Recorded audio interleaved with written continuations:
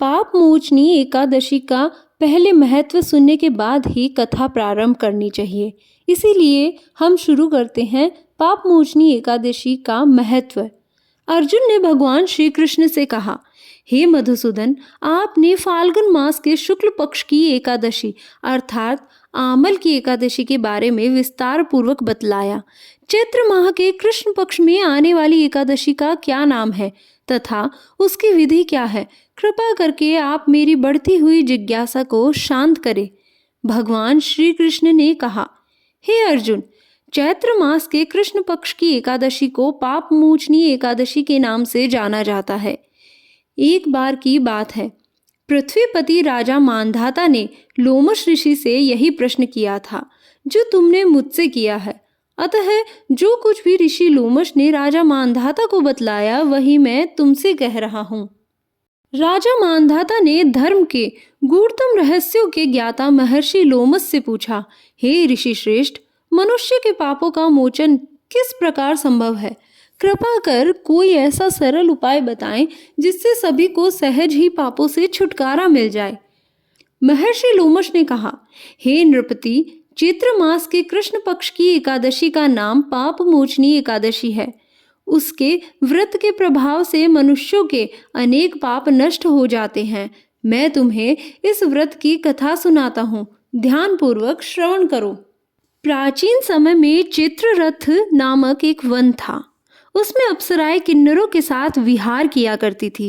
वहां सदैव वसंत का मौसम रहता था, अर्थात उस जगह सदा नाना प्रकार के पुष्प खिले रहते थे। कभी गंधर्व कन्याएं विहार किया करती थी, कभी देवेंद्र अन्य देवताओं के साथ क्रीड़ा किया करते थे। उसी वन में मेधावी नाम के एक ऋषि भी तपस्या में लीन रहते थे। वे शिव भक्त थे।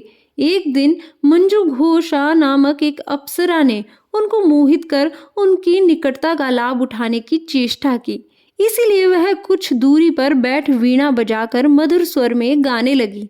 उसी समय शिव भक्त महर्षि मेधावी को कामदेव भी जीतने का प्रयास करने लगे। कामदेव ने उस सुंदर अप्सरा के भ्रू का धनुष बनाया, कटाक्ष को उसकी प्रत्यंचा बनाई और उसके नेत्रों को मंजू घोषा अप्सरा का सेनापति बनाया। इस तरह कामदेव अपने शत्रु भक्त को जीतने को तैयार हुआ।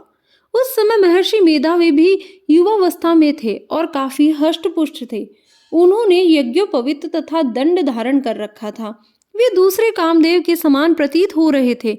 उस मुनि को देखकर कामदेव के वश में हुई मंजू घोषा ने धीरे धीरे मधुर वाणी से वीणा पर गायन शुरू किया।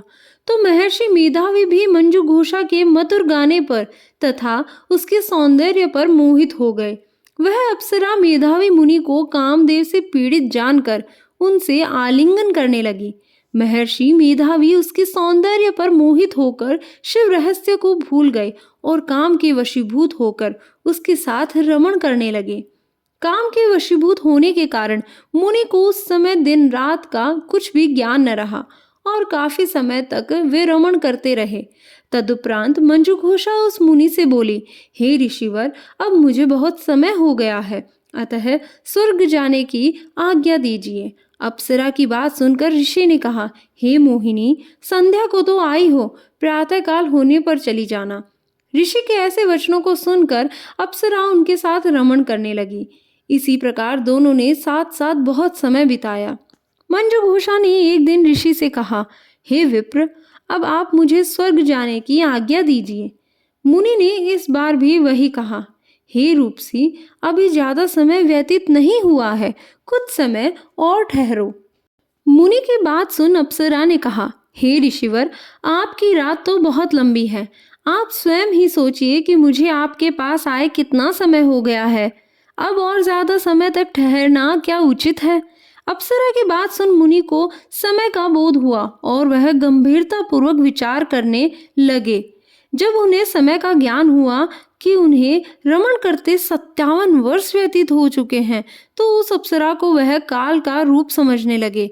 इतना ज्यादा समय भोग विलास में व्यर्थ चला जाने पर उन्हें बड़ा क्रोध आया। अब वह भयंकर क्रोध में जलते हुए उस तप नाश करने वाली अप्सरा की तरफ भ्रुकुटी तान कर देखने लगे। क्रोध से उनके अधर कांपने लगे और इंद्रियां बेकाबू होने लगी। क्रोध से थरथराते स्वर में मुनि ने उस अप्सरा से कहा, मेरे तप को नष्ट करने वाली दुष्टा, तू महापापिनी है और बहुत ही दुराचारिणी है।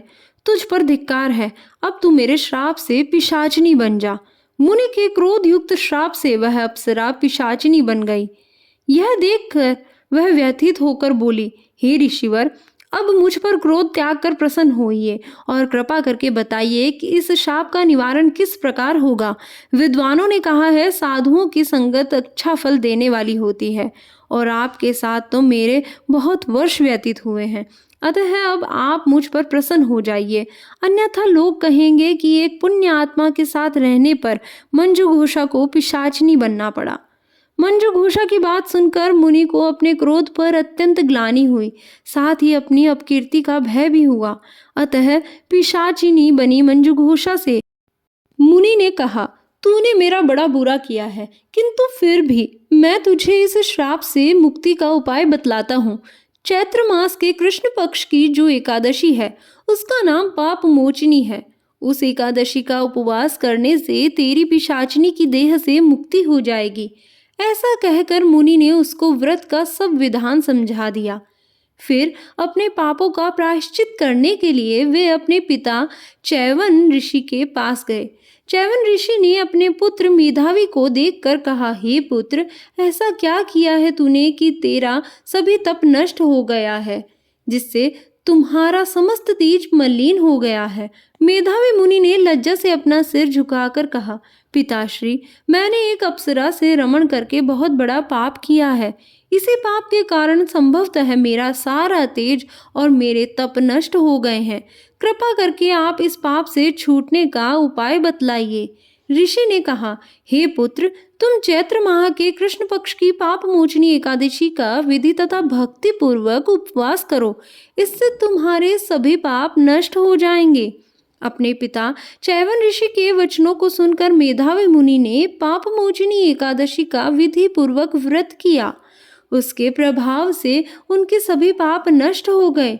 मंजू घोषा अप्सरा भी पाप मोचनी एकादशी का उपवास करने से पिशाचिनी की देह से छूट गई और पुनः अपना सुंदर रूप धारण कर स्वर्गलोक चली गई। लोमश मुनि ने कहा, हे राजन, इस पाप मोचनी एकादशी के प्रभाव से समस्त पाप नष्ट हो जाते हैं। इस एकादशी की कथा के श्रवण व पठन से 1000 गोदान करने का फल प्राप्त होता है।